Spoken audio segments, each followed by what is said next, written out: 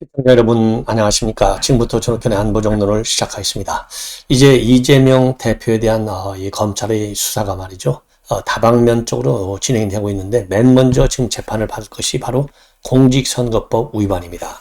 여러분들 잘 아시다시피 최근에 말이죠. 이 검찰에서 두 가지 사실을 가지고 이 공직선거법 위반 허위사실 유포, 하나는 이제 백현동 옹벽 아파트 건과 관련해서 이 용도 변경을 4단계나 업그레이드 시켜갖고 한 이유 중에 하나가 바로 이 건국으로부터 국토부죠. 이 국토부로부터 압박을 받았다. 직무유기로 문제 삼겠다. 이러한 협박을 받았다. 그래서 본인은 해주고 싶지 않았지만은 이 용도 변경을 해주지 않을 수가 없었다. 이렇게 거짓말을 했어요. 자, 왜냐면 국토부에서 그런 이 요청은 압박이 아니고 그냥 협조 차원에서 이 공문을 보낸 걸로 그렇게 확인이 됐습니다. 그래서 이게 이제 허위사실에 해당이 돼서 고발이 되어 있고요. 자, 그 다음에 이 불구속 기소가 되어 있고, 또 하나 선거법 위반 사실은 잘 아시다시피 대장동 비리 의혹과 관련해서 이 호주 뉴질랜드 출장까지 갔던 김문기 전 성남도계골 도시개발공사의 개발사업 1차장 전혀 모른다라고 했는데요. 이거 전혀 거짓말로 나타났지 않습니까? 자, 그래서 이 출장 갈 때서부터 본래 김문기 처장이 포함이 안 돼 있었는데 가도록 했고요.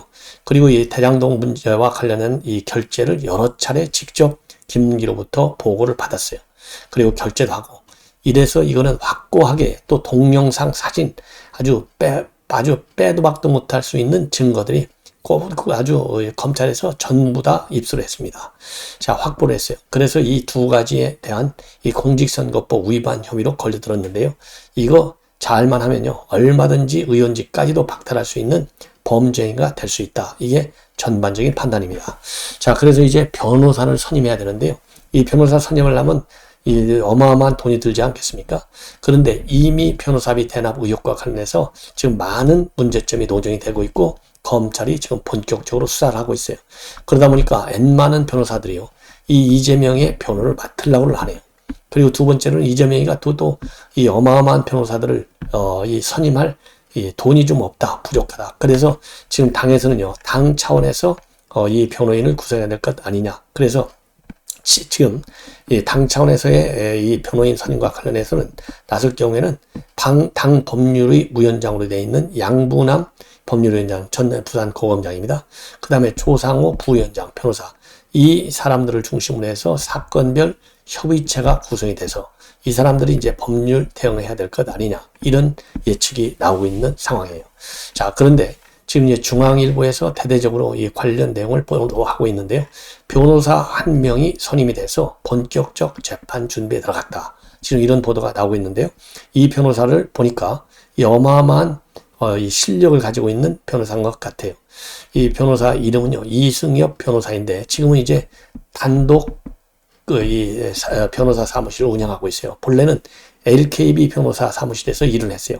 여러분들 아시다시피 LKB는요, 그런 게 문재인 정권 들어와서 문재인 정권에서의 김앤장 로펌이다, 이렇게 할 정도로 상당한 승소 판결을 내놓은 이 법무법인인데, 여기에서 2020년대에 빠져나와가지고 이제 독립 사무실을 운영하고 있는데, 이 사람이 이승엽 변호사가 변호인으로 선임이 됐다, 이렇게 중앙일보가 보도하고 있습니다.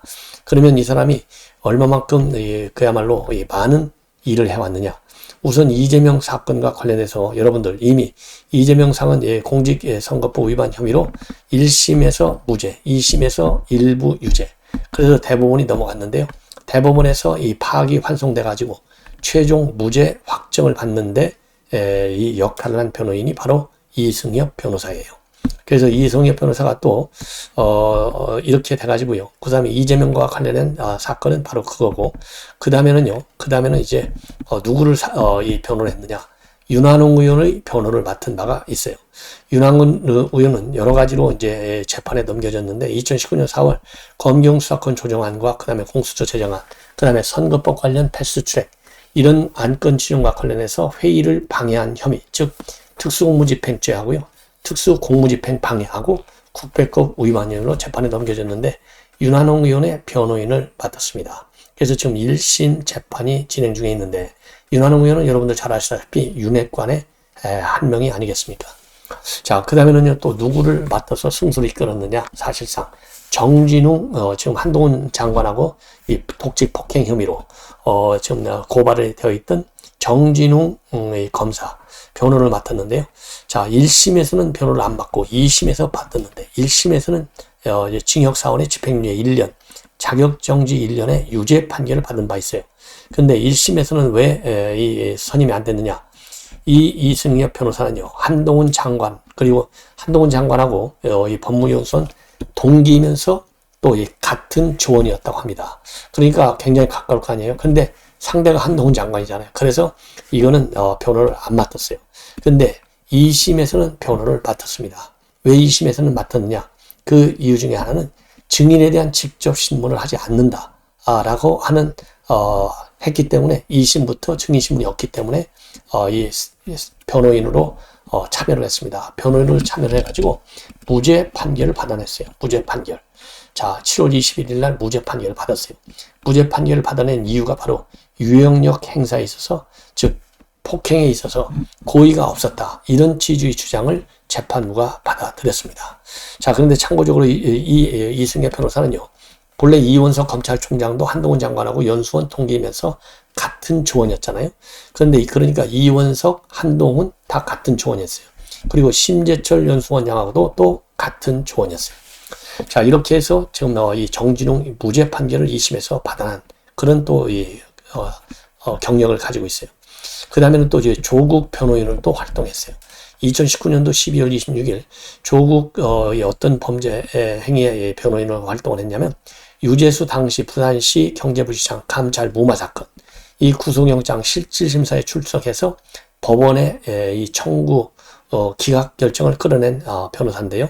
그 당시 뭐라고 주장을 했냐, 법리 주장을 했냐면, 그러니까 조 장관이 민정수석 시절에 감찰 중단했다, 지시했다, 이런 특감반의 이 내용 때문에 이게 구속영장이 청구가 됐었는데, 그때 특별감찰관이라고 하는 것은, 감찰반은 민정수석의 보조기관일 뿐이다.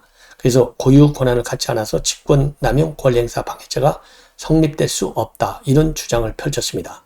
그리고 또 어디에서 또 성과를 올렸느냐? 안태근 전문 법무부 검찰국장, 이 후배검사 성추행했다. 그래서 인사불이익을 받았다. 이래서 직권남용 사건과 관련해서 상고심 변론을 받았어요. 이때도 똑같은 논리의 변론을 했는데, 그래서 대법원에서 2020년 1월 9일 날 당초 징역 2년의 실형을 선고한 원심 파결을 내렸어요. 그래서 무죄 취지로 환송이 됐고, 파기환송심에서 무죄가 확정이 됐습니다. 그러니까 이 어마어마한 변호사를 갖다가 선임한 거예요. 자, 그래서 이승엽 이 변호사가 이제 재판에서 어떤 이 법리를 펴서 이재명의 무죄를 끌어낼지, 아니면은 이 이재명 사건에 관해서는 결국은 이제 또 큰 성과를 못 올릴지 우리가 지켜봐야 될 것 같다라는 생각이 듭니다. 자, 두 번째로는 말이죠. 지금 이것도 어마어마한 사건인데요. 바로 건보공단의 팀장 한 명이 말이죠, 6개월간에 걸쳐서 46억 원을 횡령하는 사건이 발생했습니다. 46억 원. 어마어마한 사건이죠. 그런데 이 팀장은요, 해외로 도피했어요. 자, 그래서 이것이 이제 사회적으로 큰 문제가 될 것 같습니다. 이거는 어제 건보공단에서 보도 참고 자료를 내면서 알려졌는데요. 자, 어떻게 해서 알려졌느냐? 업무 점검을 했다고 합니다. 22일 날 업무 점검을 했더니, 21일 날 업무 점검을 해봤더니 진료비 지급 보류액이 있는데, 이 진료비 지급 보류액을 갖다가 셀프 결제를 통해서 자기 본인의 계좌에 입금시켜 버린 거예요. 자, 그래서 지금 건보공단에서 이걸 알고 바로 계좌를 동결 조치했다고 합니다. 자, 그래서 기간은요, 2021년도 1월부터 2022년도 9월, 이 1년, 그러니까 한 8개월간 담당하는 기간에 3차례에 걸쳐서 6개월에 걸쳐서 3차례 6개월간에 걸쳐서 46억 원을 횡령 조치했어요. 근데 이 사람 누구냐? 40대 팀장이고 계급은 3급 상당 채무시로 되어 있는데요. 2004년도에 건보공단에 입사해서 20년 가까이 근무한 중간 관리자급 간부라고 합니다. 그래서 4월과 7월 사이에, 그리고 9월 16일과 9월 21일 이렇게 3차례에 걸쳐서 요양기관들이 말이죠, 공단에 청구한 의료 보험비가 있지 않습니까? 그런데 이 의료 보험비 중에 청구액 중에서 조금 문제가 있는 거, 좀 가짜로 보이는 거, 이런 거는 지급을 보류하고 내부적으로 이제 심사를 할 거 아니겠습니까?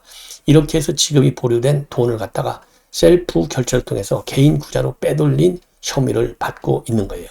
왜 그러냐면요, 거짓 청구가 의심이 됐기 때문에 일단 지급이 보류가 된 돈은요, 제대로 건보공단 내에서 관리가 안 되는 이런 흠이 있다고 합니다. 이런 점을 악용해서 윗선 결제를 생략하고 본인이 결제해가지고 이거를 본인 개인 계좌로 송금해버린 거예요. 이게 46억 원인데요.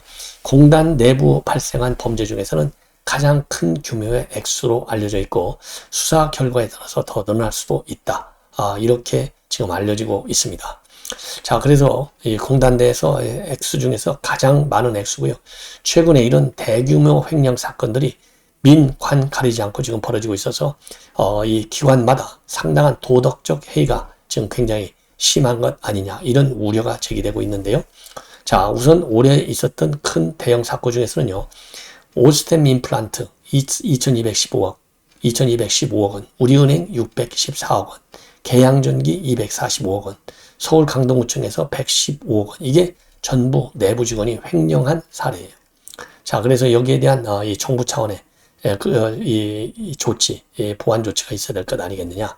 이러한 지금 이제 문제 제기가 있고, 특히 이 건보공단의 경우에는 직원 수가 무려 1만 5천여 명이나 되는데, 건보공단의 근무적인 기강, 근무기강 해이, 그 다음에 도덕적 해이, 이게 심각하다, 이런 얘기도 될 수 있지만은요, 최근에 복지부 장관이 계속해서 지금 임명이 되지 않고 있지 않습니까? 4달씩 지금 비어 있는데, 이런 점도 상당한 영향을 준 것이 아니냐, 이런 평가가 나오고 있고요. 그리고 특히 건보공단의 경우에 최근에 문제가 굉장히 심각하다. 기강회의 문제가. 그래서 작년부터 올 7월까지 말이죠. 언어희롱, 부적절한 신체 접촉 총 5건의 성범죄가 발생했다고 그래요. 그래서 복지부 산하 공공기관 가운데서는 가장 많은 징계 건수를 기록하고 있다. 그래서 3급 이상 고위 직원들이요, 금품과 향응수수로 정지, 파면, 해임 처분을 받고 일부 직원이 대부업자에게 개인 정보를 유출해서 파면 당하는 일도 있다고 합니다. 그리고요, 또 작년에는 공단 직원이요, 2017년도에서 2018년까지 공단이 발주한 사업 입찰 관련 총 1,900만 원의 내분을 받아서 재판에서 10년 중형을 선고받은 사례까지도 있다고 합니다. 자, 그래서 말이죠, 이 건보공단과 같은 이런 이 공공기관에 대한 정부 당국의 감시, 감찰 활동이 좀 더 활성화될 것이 아니겠느냐, 이러한 판단이 듭니다. 자, 그리고요, 이 조선일보의 칼럼인데요, 전상인 교수의 이 어제자 칼럼입니다. 소주성 탈원전 교수님들 어디 계십니까? 이러한 지금 칼럼이 실려 있어요. 이 얘기를 보면은요, 교수야말로 그야말로 상아탑, 이 지식인의 상징인데, 지식인 상징들이 예를 들어서 문재인 정권에서는 그렇게 앞에 나서서 이 홍보를 하고 정당화시키고 합리화시키고 그랬었는데, 지금 이제 정권이 바뀌어서 그러한 정책에 대한 문제점이 되게 되니까 입을 딱 닫히고 있다. 그래서 지식인들의 이러한 모순된 행태를 갖다가 강력히 지금 지적하고 있어요. 그래서 정부 정책의 합리성과 생산성 그리고 안전성 확보를 위해서 나름대로 역할이 기대되는 영역이 바로 지식인 교수사인데, 이게 바로 학자의 존재 이유가 아니냐. 왜? 학자는 과학적 진실을 추구하니까. 자, 그런데 지금 이제 정권이 바뀌니까 말이죠, 자기들이 주장했던 그런 이 정책에 대해서 입을 딱 담고 이 무대 뒤로 사라지는 이러한 상황이 있다는 겁니다. 그래서 이러한 일종의 이제 패서들의 문제점을 얘기하는 겁니다. 그래서 정권이 바뀜에 따라서 소주성과 그 다음에 탈원전, 반시장적 부동산 정책이 줄줄이 버림받는 신세가 되었는데, 이러한 상황에서 이러한 정책을 선도하거나 지원해왔던 지난 정권의 지식인들이 말을 아끼거나 뒤로 물러서는 것은 과연 순리이고 상책이냐? 아니다는 겁니다. 그것은 자신들이 시류에 응합하는 권력 분합이었음을 인정하는 것밖에 되지 않는데, 지식인의 이름으로 산다는 것은 옳다고 믿는 것에 대해서 언제 어디서나 할 말은 한다는 뜻 아니냐. 무릇 국민에게 좋은 정책이란 이런 과정에서 단련되기 때문이다. 이렇게 해서 비판을 하고 있습니다. 그래서 윤석열 정부에서도 지금 폴리패서들이 많이 있죠. 이분들도 이러한 조선일보의 칼럼을 한 번씩 쭉 읽어봐서 나중에 말이죠, 어차피 윤석열 정부는 5년 가요. 그 연속되는 정권은 우리 국민에서 다시 재창출에 성공할 경우 들어설 수 있지만, 그래서 본인들이 이 정책 수립에 관여했을 경우 끝까지 그 장단점에 대해서는 철저히 방어하고 또 보완하는 그러한 당당한 입장을 가져야 되겠다라고 판단이 됩니다. 시청자 여러분, 이것으로 이 본 방송은 마치겠습니다. 대단히 고맙습니다.